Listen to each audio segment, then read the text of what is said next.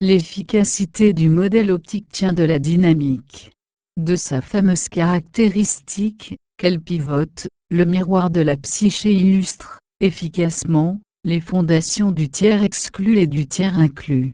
Ce qui est hors de la réalité, se réfléchit aussi en dedans, mais ces deux fondations de la logique sont temporelles. Dernièrement, cet utile modèle rend aussi compte, efficacement, des domaines et personnes de l'Athènes akhnatonienne. Pour bien les situer, révisons le modèle, où, comme il se fond dans la pulsion, le regard se voit dans le psychisme, habillé d'un moi.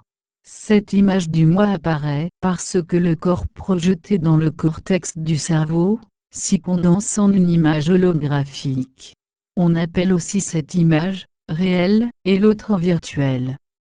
Distinguons la première des trois, et nous constatons que lorsque cette psyché pivoter et se met horizontale comme une platonde, si le regard est venu voir de la place où il s'est vu, il voit toujours son image du moi, mais en double cette fois-ci puisqu'elle se réfléchit, comme l'arbre sur la rive au lac.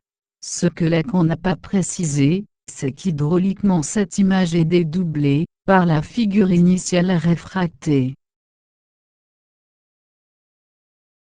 Telle est ce que l'Athènes akhnatonienne reprend, en reconnaissant en cette occasion, là où Lacan n'a rien mis, l'appareil, quand il est cybernétique.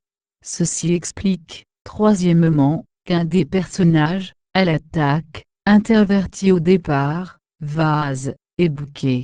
Ce changement de base fera à sa réflexion un bouquet plutôt qu'un vase, réfracté.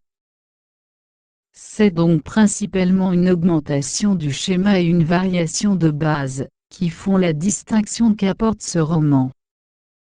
Ces personnages sont, Zénon et son psychanalyste, Tat. Ils ajoutent, Toll, qui est la copie cybernétique de Zénon, et sa double par conséquent, son avatar, par lequel Tat fait l'analyse de Zénon en cas d'absence. Freud l'appelait Schreiber mais passons. Eux traite le problème d'une femme qui est née d'un utérus artificiel. Cette situation rarissime sera fréquente dans le futur. Elle pourra se soutenir par une émanation de cette analyse qui institue un être psychique.